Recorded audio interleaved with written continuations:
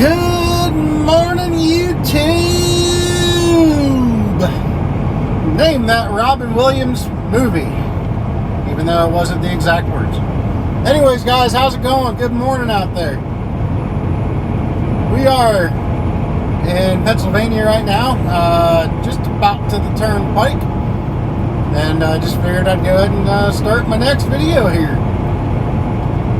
We're heading over to our customer there in Harrisburg and going back home from there. Talk a little bit in this video about my update here at Redeye. Good old Redeye transportation. Maybe go over some of the numbers and whatnot. Just kind of want to show some of you guys what you can achieve just by getting off the spot market and leasing onto a carrier with some dedicated freight, you know.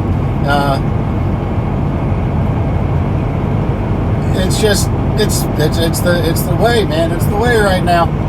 But anyway, we'll talk a little bit about that, and I'll also show you guys in a little bit whenever I stop for the day. I'm going to show you on these Paccar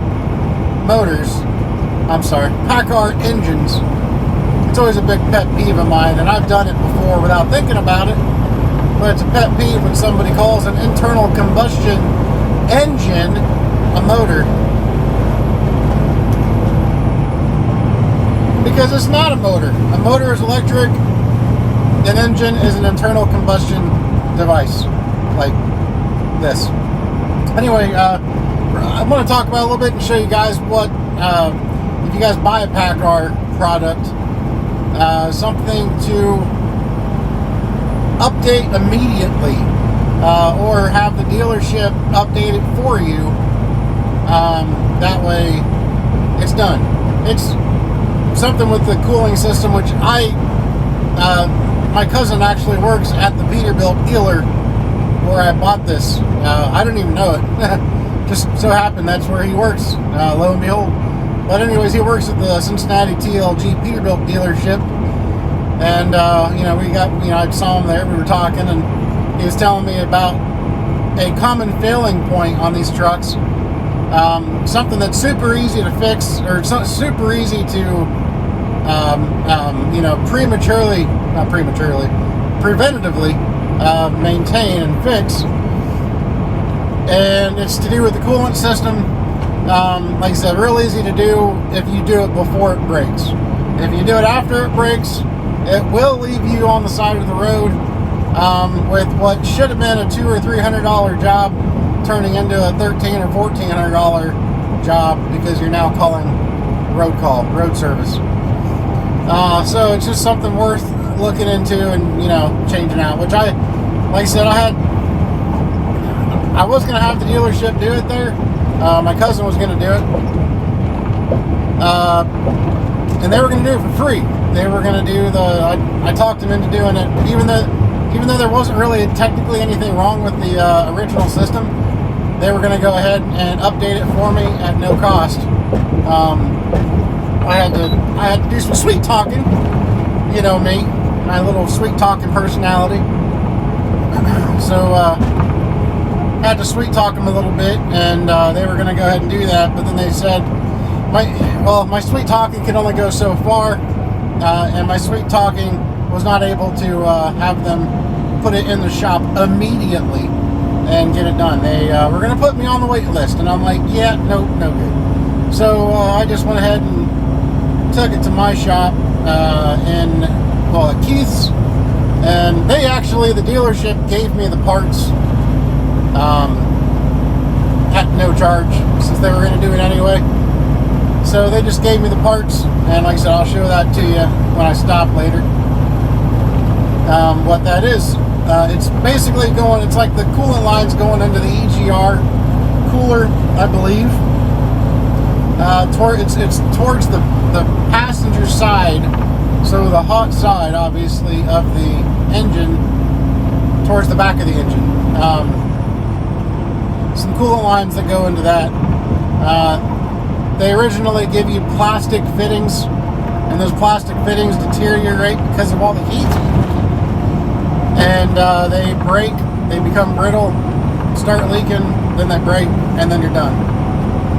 The new fittings are brass, so they're a lot more durable, and just a much better, just a very good idea, very good thing to go ahead and preemptively update. So we'll get into that. The cruise, by the way, was a fantastic cruise. Her mom actually watched the kids for us, so it was the most relaxed I've been in I don't know how long. We had no set schedule. A lot of times we go on cruises, we have all sorts of short excursions booked, and we have to be off the ship by like 7 or 8 a.m. at every port of entry, every port that we get that we go to, because we got to make our tour and all this crap. And no, we didn't do that this time. This time we didn't set anything up. We just kind of flew by the seam of our pants, and we just lounged around and relaxed, and of course ate and drank, because you gotta. We couldn't even fulfill our drink package. On Carnival, it's a 15 minimum on Carnival, not minimum, 15 maximum a day on Carnival, which I like the Royal Caribbean drink package better, but anyway, neither here nor there. But the most we drank between the two of us in one day was 19 drinks, and that included like several milkshakes. So they were spiked milkshakes, but they were fantastic. One of them was called like the Kentucky Derby or something. I forget what it was called. But it was absolutely marvelous. And drank, had those. My favorite was like the raspberry truffle, whatever. I didn't think I was going to like it because, I was afraid it was going to have raspberries in it, but it doesn't. It's just a really dark chocolate milkshake, and it's fantastic. With some sort of rum or something in it, but it's delicious. And then, of course, our coffees. You can get the good coffee when you have the drink package at no extra cost. So, of course, we had the good coffees. Mochachinos, spiked mochachinos, all that good stuff. But so it was super relaxing.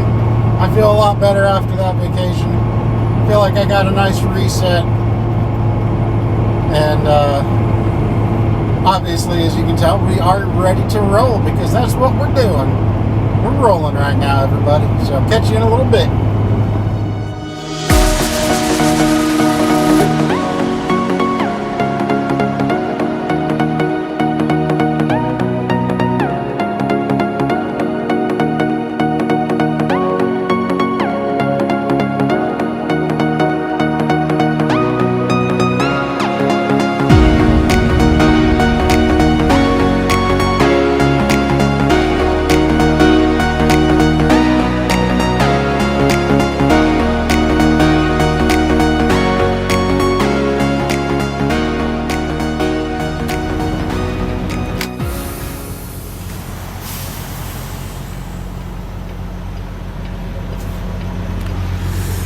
Right, we are at the receiver. We're gonna drop this trailer and pick up the other one and go head home. What we're gonna do. It's funny, I was sitting at the stoplight back here. You guys ever smell smells and worry, okay, what's wrong with my truck? But then you think, well, maybe it's the truck next to me, maybe it's this, maybe it's that. But had the burning clutch / hot brake smell, and I'm like, oh boy. But I was sitting there at a red light when I was smelling it, but it was right after another truck pulled up next to me. So yeah, once I pulled away from him, I didn't smell it anymore, so I feel a little relieved. But let's go ahead and get this trailer disconnected and go get the paperwork signed and come out here and get our other trailer and get on out of here.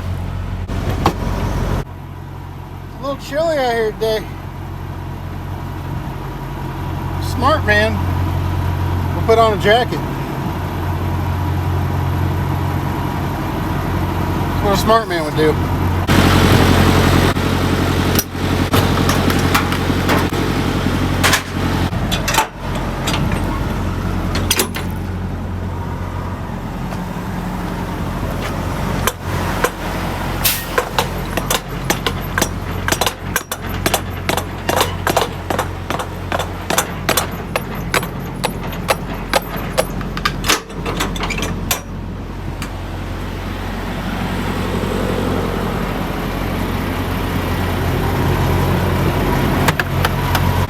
Yep, he's not in the way. He just parked right there, and I'm right there.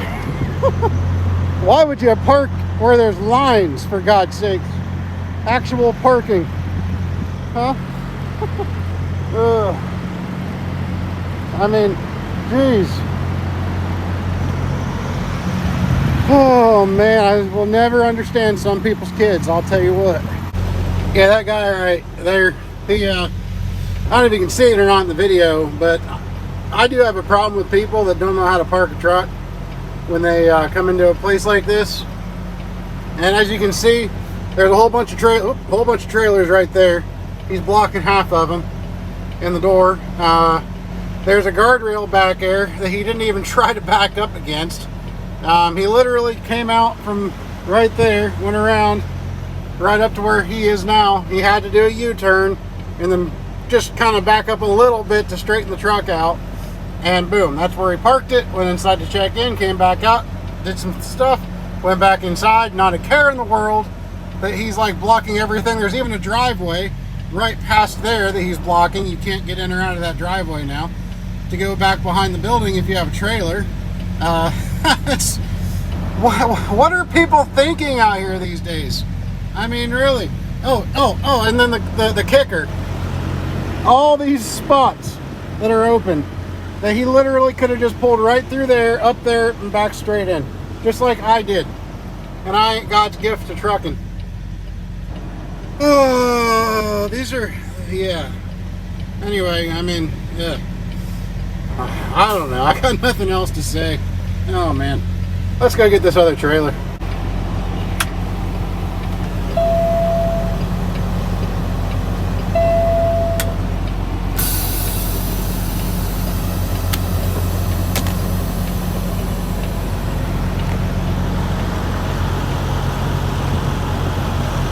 Alright, air hose is disconnected. Landing gear down. Fifth wheel pulled. Alright.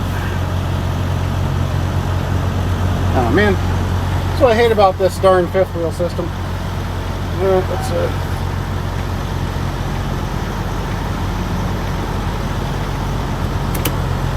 you don't back up against the trailer tight enough, then it won't release. Then you gotta do it all over again.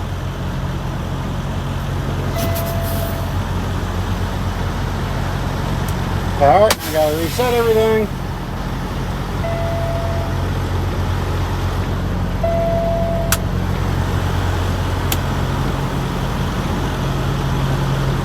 There we go.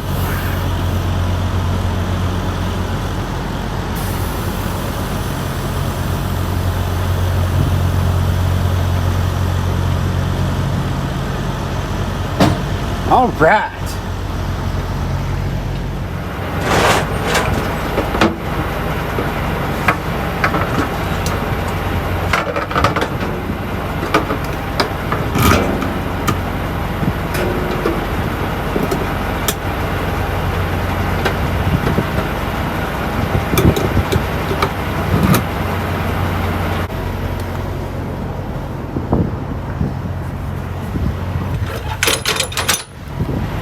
Hey, that guy knows how to do it.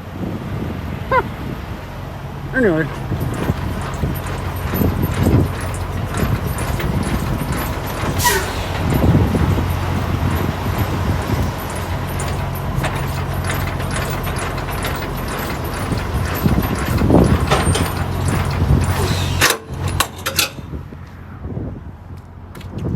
Let me look under here, make sure we got a good bite on the kingpin.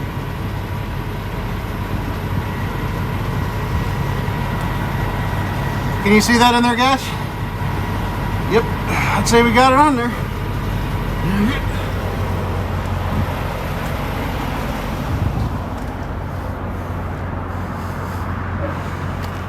Oh, shoot. I always like to release my trailer brakes. Get some air pumping back there. Make sure we got no leaks.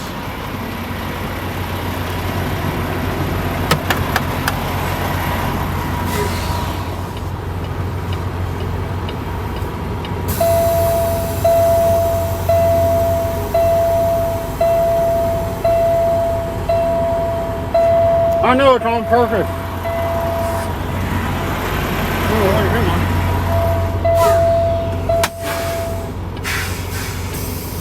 Oh, stupid. I released the wrong brakes.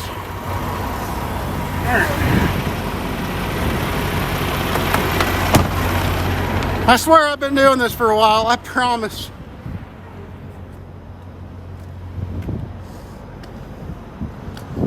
All right. Yep.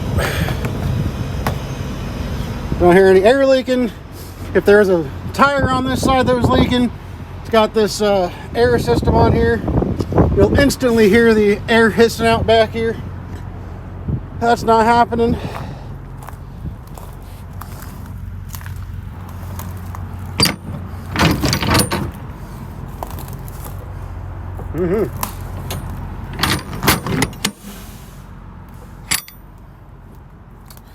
I gotta put this on one-handed. Don't make a fool out of me. Don't do it. Don't do it. Ha ha ha. Got you one-handed.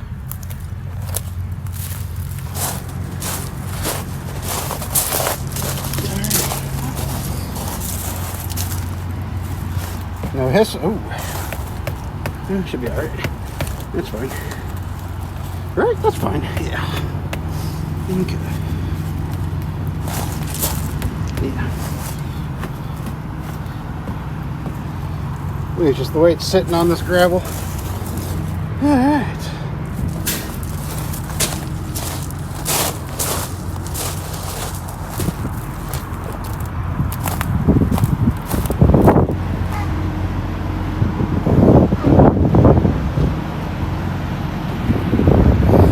All right, people, let's get bogey and get on out of here. Yeah, let's do that. All right, guys, I am parked in a nice little gem of an area here, and I don't even know what town I'm in. Exit 91 off the turnpike in Pennsylvania. There's a Sheetz here. It's like I never knew the Sheetz was here. It looks like a new Sheetz. The way the grass is and the parking lot and everything looks pretty new.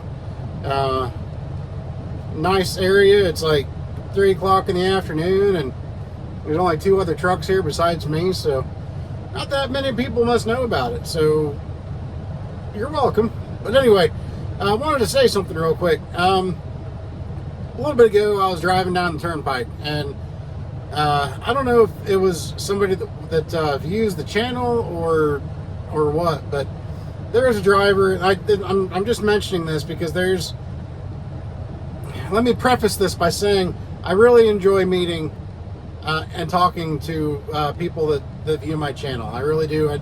It's a great experience when I meet drivers and even not drivers that that watch the channel when I'm just kind of out and about. It makes me feel good, like I'm actually doing something, and I really appreciate when somebody comes up and says hi. But there's a safe way and a dangerous way to do it, okay? Earlier today, I was going down the turnpike, and semi-trailer, won't even say the name of the company, pretty big name of the company, but just not trying to draw any attention to anybody. The guy, if he's a viewer, I'm sure his intentions were good and whatnot. Just wanted to, acknowledge that he watches the channel. I don't know. I don't know if he had a CB in his truck or not. If he did have a CB, I don't have a CB in here yet. I just now finally got a power cord for my CB, and I've just got to install my CB in here yet. So if you're trying to get a hold of me on the CB, that's why. You know, I know I need to put my CB in here, which I'll probably do that today. So anyway, the way he was trying to get my attention, though, first he came up next to me, which is, I mean, whatever. I thought he was just going to pass me. That's cool. We're getting ready to go into a tunnel, the last tunnel on the turnpike going west. And he's honking his horn at me, just his city horn. At least I think he was at that point. I know he was the second time. Like after we got through the tunnel and he went by me again. But he, I think he was tooting his horn at me, but I couldn't see, anything other than the hood of his truck. And then he backed off and got behind me and just starts just flashing the hell out of his headlights. You know, getting like, so that he was like straddling the line and you know, just making a whole huge ordeal over trying to get my attention. You know, like I said, flashing his headlights or his brights, just doing everything and anything to get my attention. And, you know, first off, when you do something like that, you're making a driver think that, okay, there's something wrong with my truck. What's going on? Do I have a flat tire? Do I, you know, is a trailer door, did a trailer door come open somehow, even though I know I closed it and sealed it? You know, did this happen? Did that happen? Is there something super dangerous right now going on that I need to tend to? That's what you're forcing through the mind of that truck driver, that you're doing that to. You know, so when he was doing it the entire way through the tunnel. And with it, like if there wasn't traffic coming, he would come halfway over and just start flashing his brights at me. I didn't have any idea why. And so right there, you've already put me on edge. You've already put me into a pissy mood. You've already, you know, you've pissed me off a little bit, because I know that there's nothing going on with the truck. You know, I've done a PTI. When I picked up the trailer, I looked it all over. Everything was fine. Trailer, I mean, you saw it. You saw it in the video. I did the PTI, kicked the tires, checked them all, put the seal on. That was all in the video. Everything was good. So I knew everything was fine. So when you're constantly doing that, it still puts that thought in my head, like, crap, what, you know, is maybe a hub on fire? Is maybe a hub smoking back there? Maybe a brake is caught up somewhere and it's smoking and about to catch fire. I mean, there's so many things that could be wrong, and you're putting that fear into this driver arbitrarily because nothing is actually wrong. And so you're adding a stress to me. And then all of a sudden, after we get through the tunnel, you come up next to me honking your horn, and then you pull up next to me and you just kind of wiggle your cell phone at me. And I'm like, what the hell is that supposed to mean?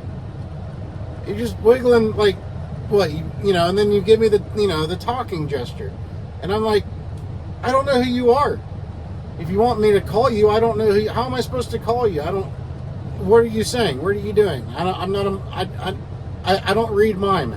I'm like, what am I doing? What are you doing? You know, and he's just waving his phone at me, like, whatever. And so I pick up my phone and I wave my phone back at him. And I'm like, I don't get this. The only thing I can think of was that he was somebody that watches the channel and was just simply trying to get my attention. That is a super, super, super, super dangerous way to do it.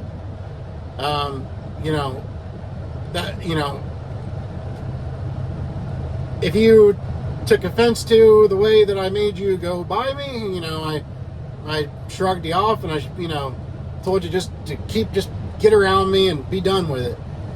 You know, if you took offense to that, I'm not really sorry, because that was a super dangerous move that you were doing. Super bad idea. You know, very bad idea.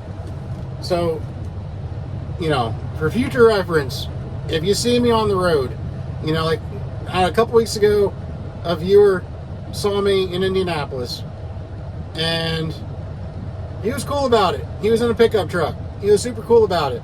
He was in a white GMC, I think a 2500 pickup. and we were driving around the 465 loop in Indianapolis, and he came up next to me, and he just casually tooted his horn and waved, and that was it. He seemed like he was pretty happy that he, ran across me. I was like, hey, that's cool, I really appreciated it. And then that was that. He went on his merry way. And the way I know that it was a viewer is he actually commented on one of my videos like a half hour later, saying that was him. So, I know that was a viewer. And that was a very, very respectable way to get my attention on the road. If I don't have my CB on or in or whatever, and he was in his pickup, so he may not have even had a CB anyway. But the way this guy went about it on the turnpike here was just a very dangerous way. Like I said, not only were you straddling the center line, which is dangerous in itself. I mean, we're on the turnpike. There's traffic. So, you're not only you're putting everybody else at risk, you're putting me on edge. And then when you get up next to me trying to get my attention and you're just riding beside me, that's dangerous. And then not only again is it dangerous, but there could be cars behind you that want around, but you're blocking the only other open lane, so they can't get around. It's just not a good idea the way you went about it, man. Again, if you are a viewer, I really do appreciate it, but next time think about it. Just think about it more, okay? That's all I ask. Think about it more. All right. Anyway, yeah. All right. I'm gonna go ahead and we'll go ahead and get into the like I said, kind of some of my numbers here work. So I just wanted to get that out of the way. All right. Just needed to kind of put that out there because that seemed like a pretty bad idea the way you were trying to get my attention. Anyway, let's carry on. All right. Well, I'll go ahead and I'll probably just put some couple pay stubs up, and I'm probably going to get a lot of people to tell me that I'm full of it, and they probably won't even believe what my pay stubs say. They're not pay stubs, my settlements. They probably won't even believe what my settlements say. But I just kind of wanted to show you guys out. Some of the guys, a lot of the guys on here are already leased onto a carrier with dedicated freight, so they might believe it more when I show. Or, what I talk about. But some of the guys on the spot market, they're just so steadfast and just carrying on with the spot market. No matter how much they want to gripe about how bad it is, it's like they're doing it to themselves. But I just wanted to show you all what you can do and, the possibilities if you get off the spot market. All right. So anyways, I'll just talk about them. And then as I edit it, like I said, I'll put up the stubs. Obviously, redacting some of the, I'm popular. Where was I going with that? Redacting some of the personal information, stuff like that.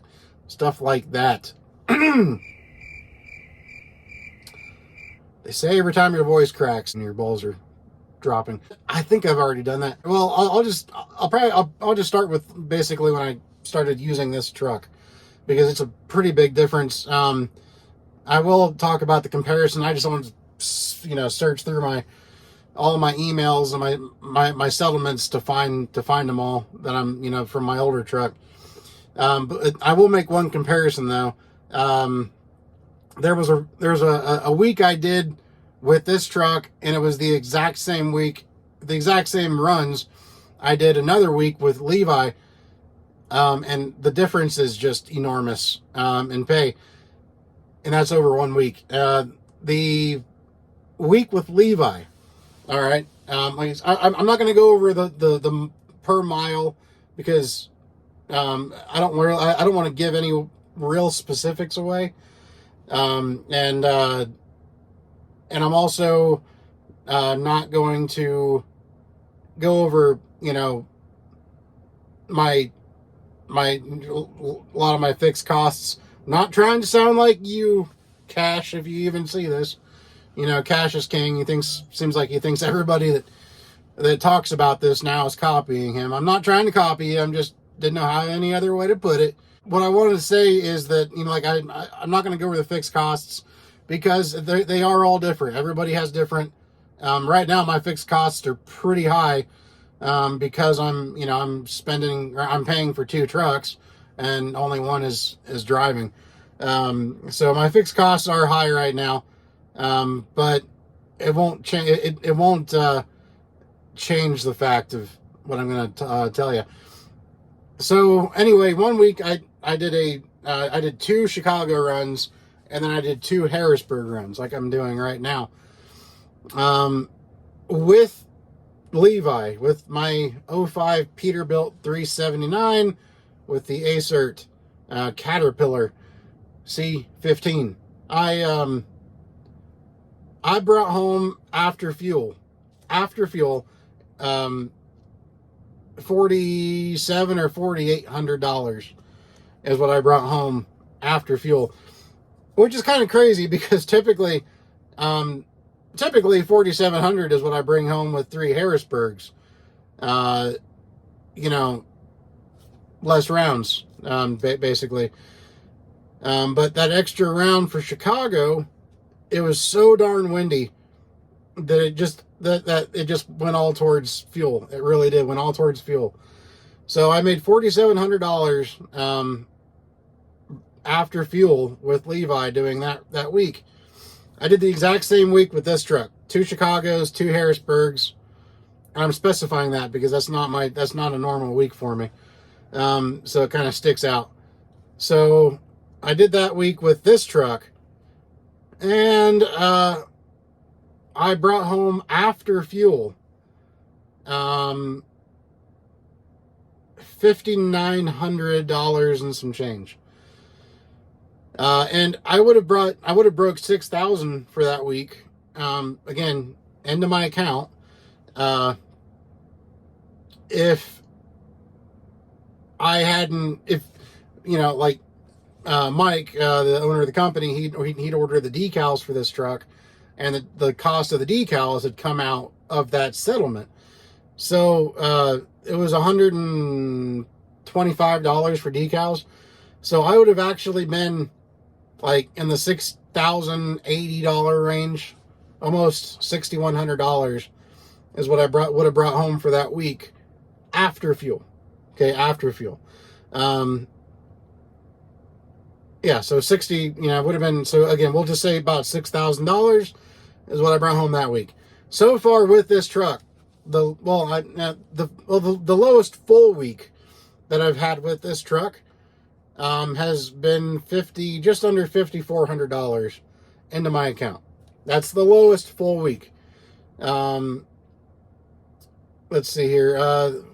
The week before I went on my cruise, I did 2 rounds for the equivalent of 3 days. So I was just out for 3 days.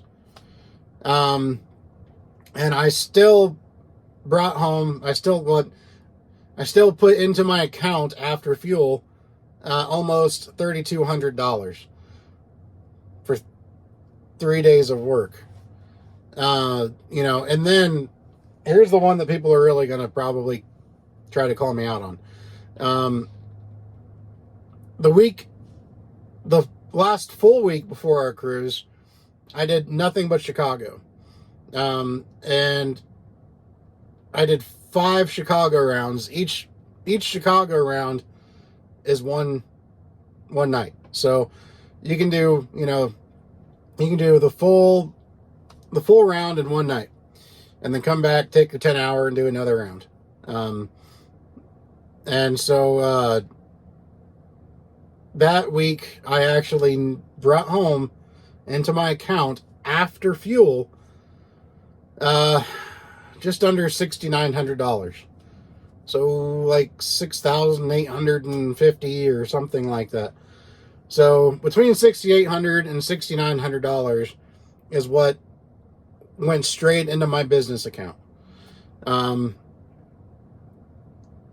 Yeah, I'm pretty sure my year to date, what is my year to date total earnings? Like my year to date, since December, since January started, since the year started, I don't know. I'll have to look at it, and I'll just kind of circle it or something when I put the pictures up there. So yeah, that's where we're at right now. That's my update. That's what we're making here. That's what, that's what a lot of people can, at least possibly achieve if they get off the spot market and get some dedicated freight. Like I said, I said it in my last video, I don't see the spot market ever fully rebounding. I just don't. Too many things went wrong. I feel like, we have too much technology working against us right now. I just don't think I don't feel like it's, granted, I haven't been out here as long as a lot of the other guys have that have seen way more of these dips than I have. But something about it just does not feel to me like it's going to rebound with any kind of significance. We'll see waves. We'll see, like the end, I guess right now, because it's the end of the quarter, the first quarter, getting there anyway. And that's typically when you'll see some of these bigger waves because, the warehouses are doing inventory and they're just trying, they have so much product that they have to get out. I don't know the details. I don't know exactly how that works. But typically at the end of, every quarter, you'll see rates go up. So that's not out of the ordinary, but they'll just come right back down. And I feel like that's going to pretty much be what happens. You'll have a lot of false hopes, because the rate will go down, or the rates will come up, but then a week or so later, they're just going to be right back down. Maybe not as far down, but definitely when you, when you like compare it to what fuel costs are, it's just not going to be, or the rates aren't going to be worthy, as opposed to what the fuel costs are. And I don't see fuel rates come. I don't see the fuel. I mean, there's in some areas, fuel is starting to creep back up, and it hasn't really gotten that low. It's gotten a lot lower, but it hasn't gotten low. It hasn't gotten to what it should be, anywhere close to it. I mean, we're still, until we get into that $2 range, by under $3. As soon as we get into that sub $3 range, I'll feel like we're more appropriate. But being that we're still in the high $3s, low $4s, Pennsylvania is still in the $5s. We're not there. We're nowhere near. But so when you've got like rates right now that are $1.80, $1.90, $2.10, $2.20, if you're lucky, $2.50.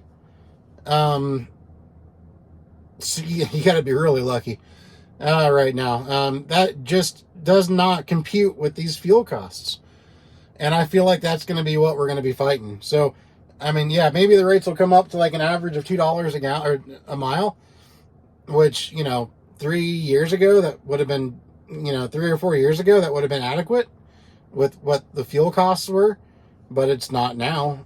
It's a whole different ballgame now. So anyways, I just wanted to put that out there and let you guys know. Again, it would really behoove a lot of you guys to, as I said in my last video, seek out that safe harbor.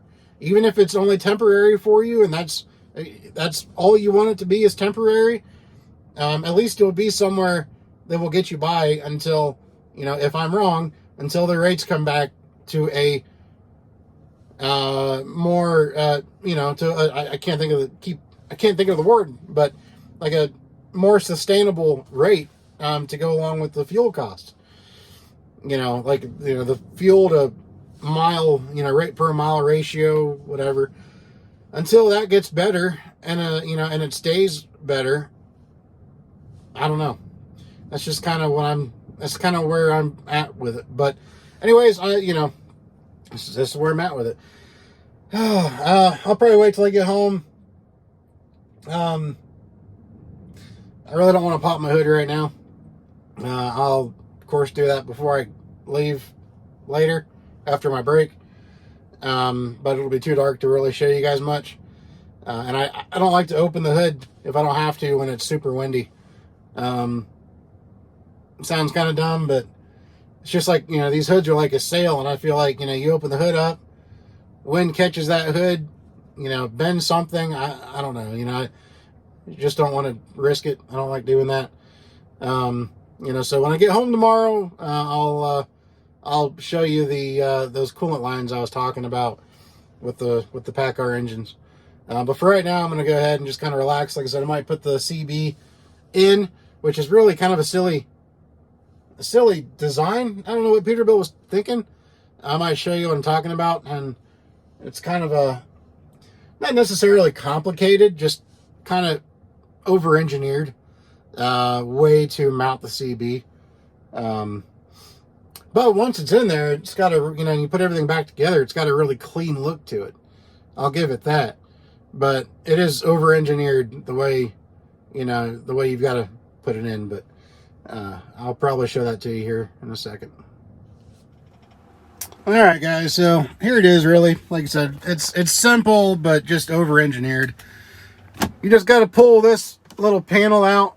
As you can see, the CB goes here. But as you can also see, what CB, besides that little cheap $40 Cobra, what CB is going to fit in that hole, right? So you got to take this whole panel out. Goes all the way from here to the speaker grill right here, which I assume this speaker is probably for the CB. I don't know. So anyways, it just pulls out. Hey, don't break it. I know. All right, let's see. Should probably be using a trimmer removal tool, but come on now. Don't be like that. There we go. Cool. All right. So, and then you got to be careful because like all the wiring and hardware, it seems like, is all up here for the Bendix system. So, let me see here. So you got to go ahead and take out, you got to take this box out right here. And here, of course, is the antenna cable, the coax. It goes into the back of the mic, or the back of the CB. Then you got this. I believe this is for the speaker, which I will say this, it's all kind of nice. It's labeled pretty clearly, so you know what everything is. This one, for example, would be making a liar out of me. That's what it's going to be.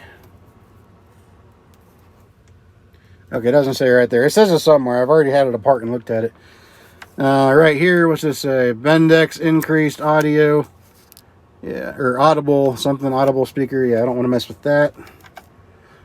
Alright, so we'll just got to take this thing out. And then I can put the power cord back here. Alright, well, it's beat me again. I ain't going to worry about it.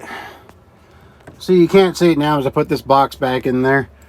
But they don't give you hardly any room to get back there. But behind this box is where you plug in the power cord for the CB. So I gotta take more of this apart, and I don't feel like messing with that right now. Too tired, don't want to mess with it. So that'll be a job for another day, I guess. Stupid design, Peterbilt. Stupid design. Why couldn't you put the power cord a little more, I don't know, where the CB goes, maybe? Alright, enough of that.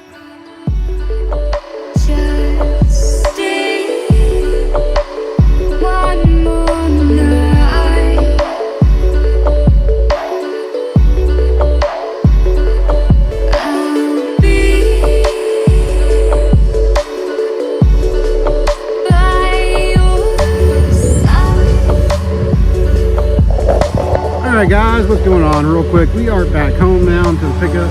Just gonna go ahead and real quick show you the cooling system. update you need to make if you buy one of these trucks.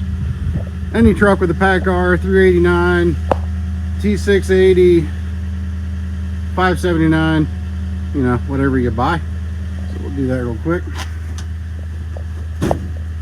Whew. Coolant looks good. Oh yeah. All right. See if we can. It's gonna be hot, so I don't want to get in there. But see those, that right there, and then right here. You can see where they go into the side of the block. Yeah, those come typically. Maybe the new ones come with this update already, but like a 22 and older, I believe will still have the plastic fittings instead of that brass, and they just tend to wear down. I mean, look how close it is to the exhaust. You've got hot water flowing through the inside, you've got hot exhaust on the outside. It just deteriorates very, very fast, becomes extremely brittle, and yeah, it wears out and it falls apart and leaves you on the side of the road because it will just gush all the coolant out right there. But anyways, here is the incredible Paccar. Here, it ain't quite the Caterpillar, but I like it. It's doing fine so far.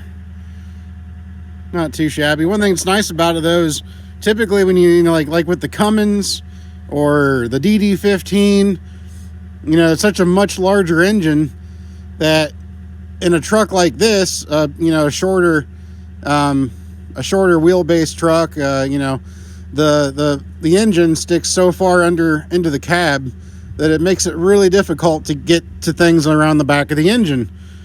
But on this 12, is it a 12.9 or a 12.7? But it's obviously an MX-13, so they round up like most men do. And this one is, I think, a 12.7. No, I'm sorry, it is a 12.9. Duh, 12.7 was a Detroit. All right, so this one's the 12.9. But because it's so much smaller, it just fits in a truck like this better as far as it's easier to work on. And when something's easier to work on, well, that's less labor cost.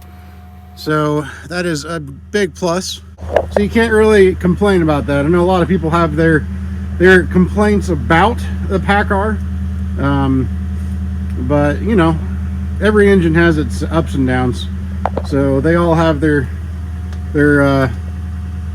foes, as people say. So you just kind of got to pay attention to it and make sure that make sure it's behaving properly and nothing's out of the ordinary once you get used to the engine. I had a little scare because the coolant was low at one point. The coolant reservoir was showing like the truck had been off for a couple days, so the coolant was cold, but the coolant level was like right here. You know, here's the minimum cold and the level was right here, and the sensor is about right here. That's about where it comes up to. So I noticed it before I even started the truck, but I went to go start the truck afterwards thinking, you know, maybe it might, you know, kind of like rise up at some point, and it was so low that it set the alarm off. So I put some coolant in there, and you know, it's been perfectly fine since. My guess is that the APU was probably just running because it was on battery tender mode. I've heard these carrier APUs, they like to they tend to have coolant bubbles, air pockets in their coolant system. I don't know why, but I'm thinking that's probably what it was. It probably created some sort of an air pocket, and so it was just a little lower than it should have been on the reservoir, when it was really, in actuality, there was actually enough coolant. It was just low because of an air bubble caused by the APU. So I don't know, but there's no leaking. If, you know, God forbid, you know, coolant was getting in past a liner or because of a head gasket or something like that, it would not have stayed there at that level for the last 2 weeks. So I'm not really too worried that anything serious is going on. There's no physical leaks anywhere. So I think we kind of dodged a bullet on it. But again, that's something that can happen with any engine, as far as you know, causes of low coolant. But anyway, yeah, that's the gist of it. We're gonna go home right now and enjoy the family and all that fun stuff. So you guys all have a good one out there, and I'll probably do a video on, I don't know, might do one of those popular 5 things I hate about such and such. So maybe I'll do, like, you know, 5 things I hate about this truck, and then I'll do 5 things I love about this truck. You know, it's all about making up the content, people. That's what YouTube is about. So we will, you know, probably do something like that. But anyways, I got nothing else to say, except I want to go home. Oh, I love the way that blue looks in the sunlight. All right, guys, y'all have a good one. And again, I'm tired. I don't know why I'm so tired. I actually I actually got up like kind of late, you know, like 3 a.m. All right, guys, y'all have a good one out there. Be safe, keep surviving to thrive, and we'll talk to you guys in the next video. Take care.